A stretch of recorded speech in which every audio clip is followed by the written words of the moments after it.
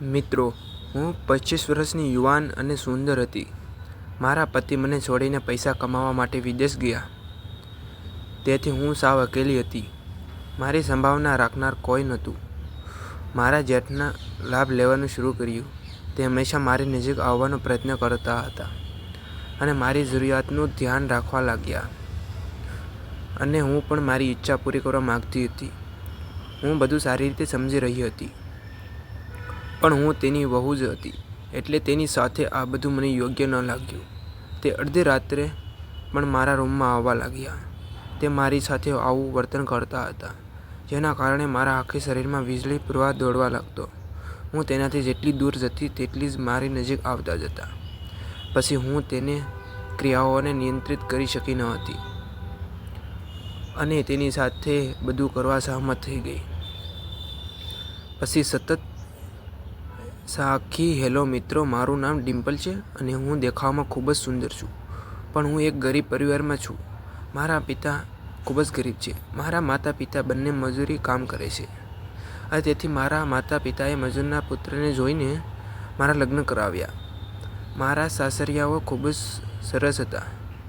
તેઓએ મને કોઈ વાતની કમી થવા દીધી ન હતી અને મને ખૂબ જ પ્રેમ કરતા. અને આટલું સરસ સાસરે ઘર મળ્યું એનો મને ઘણો ધન્યવાદ હતો. કારણ કે જ્યારે કોઈ ગરીબ પરિવારની છોકરી સારા કુટુંબમાં જાય તેથી તે ઘણા પ્રકારના સપનાઓમાં જોવાનું શરૂ કરે. તેમાંથી હું પણ એક હતી, જેણે ઘરના બધા સપના જોવાનું શરૂ કર્યું. મારા સાસરિયાઓએ મારા લગ્નમાં દહેજ લેવાની ના પાડી દીધી અને એ જોઈને માતા પિતા ખૂબ જ ખુશ થઈ ગયા. કોઈપણ રીતે મારા માતા પિતા પાસે એટલી સંપત્તિ ન હતી કે હું ખૂબ જ સુંદર દેખાતી હતી, જેના કારણે છોકરાઓ પણ મારી તરફ આકર્ષાયા હતા. મારા માતા પિતા 1 મહિનામાં મારા લગ્ન કરાવ્યા અને હું મારા સાસરે આવી. મારા પતિનું નામ સુમિત હતું. તે પણ ખૂબ જ સારા અને સરસ વ્યક્તિ હતા. મારા જેઠ ઉપરાંત મારા સાસરિયાના ઘરે મારી સાથે એક નણંદ પણ હતી. તે મારા જેટલી જ ઉંમરની હતી અને તે પણ ખૂબ જ સુંદર છોકરી હતી અને તેઓ પરિવારમાં ખૂબ જ ખુશ હતા. મારી નણંદનું નામ કાજલ હતું. તે પણ ભણાતી હતી, પણ મારા પતિ વિદેશમાં નોકરી કરતા હતા, ત્યારે તેને સારો એવો પગાર મળતો હતો, જેના કારણે ધીમે ધીમે સમય પસાર થતો ગયો અને અમારા લગ્નને 6 મહિના થઈ ગયા. આ 6 મહિનામાં મેં મારા સાસુ અને સસરાની ખૂબ જ સેવા કરવાનું શરૂ કર્યું. મારા પતિ હંમેશા કહેતા કે ડાર્લિંગ, તું ખૂબ જ બુદ્ધિશાળી છે. તું મારા વિચાર કરતાં પણ વધુ બુદ્ધિશાળી છે. તમે મારા માતા પિતાનું ખૂબ જ ધ્યાન રાખો છો, તેથી જ મારા માતા પિતા પણ તમને ખૂબ જ પસંદ કરે છે. તે હંમેશા તમારા વખાણ કરતા રહે છે. ત્યારે તેમની પાસેથી મારા તરફ મારા વખાણ કરતા રહે છે અને આ વખાણ સાંભળીને મને આનંદ થતો હતો. બસ આ રીતે મારા પરિવારનું ધ્યાન રાખજે. હું ફક્ત તારા કામ પર ધ્યાન દેતી. એવી જ રીતે મારી નણંદ પણ મારા ઈરાદાવાળી હતી, પણ તે થોડી ગુસ્સાવાળી હતી. તે દિલથી ખૂબ જ સારી હતી. ઘરમાં ખૂબ જ આનંદનો માહોલ હતો. દરેક દિવસે તહેવાર જેવો લાગતો હતો. ઘરના બધા મારી ખૂબ જ કાળજી લેતા. પણ કોણ જાણતું હતું કે જે ઘરમાં સુખ હતું તે એક સાર દિવસ ટકવાનું હતું. કોઈએ વિચાર્યું પણ ન હતું કે ઘરમાં અચાનક માતમ છવાઈ જશે અને મારા સપના અને આકાંક્ષાઓ બરબાદ થઈ જશે. મેં ક્યારેય વિચાર્યું ન હતું કે હું ગરીબ ઘરમાંથી આ ઘરમાં આવી શકું. આ વિચારીને હું ખૂબ જ ખુશ હતી, પણ કુદરતે મારી સાથે એવી ઘટના બનાવી કે જ્યારે મારા બધા સપના પૂરા થઈ ગયા, ત્યારે રસ્તામાં તેનો અકસ્માત થયો અને જ્યારે અમને બધાને તેના મૃત્યુના સમાચાર મળ્યા, ત્યારે જાણે અમારા પગ નીચે જમીન સરકી ગઈ અને હું વિધવા બની ગઈ. મારા લગ્નને માત્ર 6 મહિના જ થયા હતા. મેં મારા હાથ પર મહેંદી પણ નહોતી લગાવી. મેં મારા પતિના દિલથી પ્રેમ કર્યો હતો. હજુ સુધી કોઈ સપનું કે ઈચ્છા પૂરી થઈ ન હતી, પરંતુ નીતિને મારી સાથે એવી રમત રમી કે તેણે મારા જીવનનો અર્થ જ બદલી નાખ્યો. મારું જીવન ખૂબ જ મુશ્કેલ બની ગયું. હું બેસીને રડતી હતી. કેટલા લોકો અમને આશ્વાસન આપતા હતા કે આ ઘટનાને 1 મહિનો વીતી ગયો છે. હવે મેં જે જોયું કે મારા સસરાનું મારા પ્રત્યેનું વલણ બદલાઈ રહ્યું હતું. તેમાં મારી સાથે પહેલાં જેવો વ્યવહાર કરતા નહીં.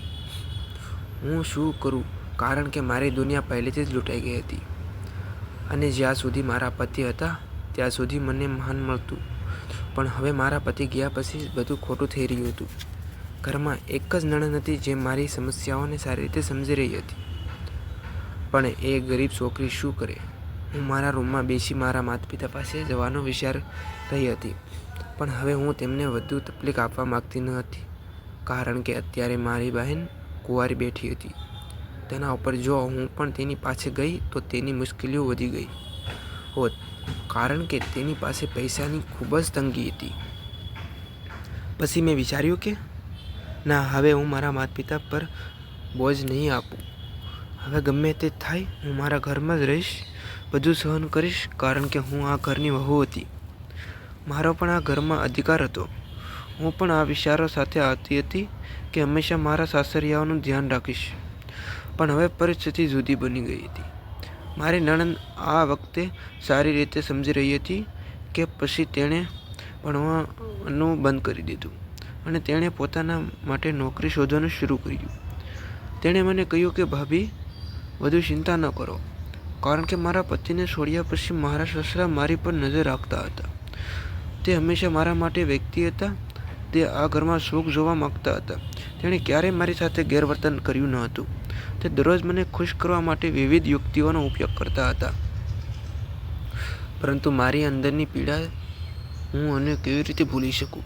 ફક્ત 25 વર્ષની વિધવા હતી.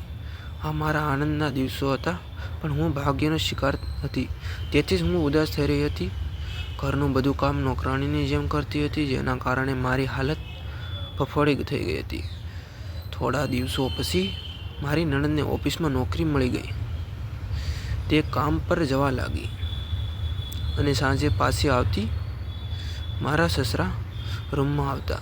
રૂમમાં આવ્યા પછી તે મારી સાથે વાત કરવાનું શરૂ કરી દેતા હતા અને છુપી રીતે મારા માટે ખાવાનું લાવતા. હું તેને કહેતી હતી કે મારા પતિ આ બધું લાવે. જો ગામડાના લોકો ખબર પડે તો તેઓ મારા વિશે ખોટું વિચારશે. મારી વાત સાંભળીને તે કહે કે તું ચિંતા ન કર, બસ તારું ધ્યાન રાખજે, કારણ કે ઘરનું બધું કામ તું એકલી જ કરે છે અને તું તારી સાસુની પણ સંભાળ રાખે છે. છતાં તું ક્યારેય તેને જવાબ આપતી નથી કે જો આ ઘરમાં બીજું કોઈ હોત તો ખબર નહીં કેટલા ઝઘડા થઈ ગયા હોત. તે દરેક સંભાળ રીતે મને સમજાવવાનો પ્રયત્ન કર્યો. હું શું કરી શકું? મારે તેની પ્રત્યે ધ્યાન આપવું પડ્યું, કારણ કે તે વ્યક્તિ આપણને માન આપતું હતું. તેણે જો મને માન ન આપ્યું હોત તો મારી તકલીફો વધી ગઈ હોત. દિવસો વીતવા ગયા હતા અને મારી રોજ મારી સાસુના મેણા સાંભળવા પડતા હતા, પણ હું તેમને કશું કહી શકી ન હતી. હું જાણતી હતી કે જો હું વધુ કોઈ પણ કહું તો મને બહાર કાઢી નાખશે. તેથી જ હું ચૂપચાપ તેની વાત સાંભળતી. સોમવાર હતો. મારી નણંદ ઓફિસે જતી રહી. હું દિવસભરના કામોમાં પતાવીને પોતાના રૂમમાં બેસીને મારા પતિ વિશે વિચારતી હતી. તેની યાદમાં મારી આંખોમાંથી આંસુ વહેતા હતા. હું તેની સાથે કેટલી ખુશ હતી, પણ હવે મારે માટે જે મુશ્કેલ થઈ ગયું હતું. પછી મારા સસરા મારા રૂમમાં આવ્યા અને તેણે મારી આંખોમાં આંસુ જોયા અને કહ્યું, તમે હવે કેમ રડો છો? તે ગયા છે, તે ક્યારેય પાછા આવવાના નથી. પોતાને નુકસાન ન કરજો. તમને તમારી જાતને આ રીતે નુકસાન પહોંચાડશો તો તમારું સ્વાસ્થ્ય ખરાબ થઈ જશે. અને પછી મારા સસરાએ મારા લગ્ન કરાવી દીધા. તો મિત્રો, આ એક દર્દભરી કહાની હતી. જો તમને વિડીયો પસંદ આવ્યો હોય તો લાઈક કરો અને તમે અમારી ચેનલ પર નવા હોય તો અમારી ચેનલને સબસ્ક્રાઈબ કરી દો. બેલ આઇકન દબાવો, જેથી કરીને અમારી આવનારી તમામ વિડીયોની નોટિફિકેશન તમારી પાસે પહેલાં હશે.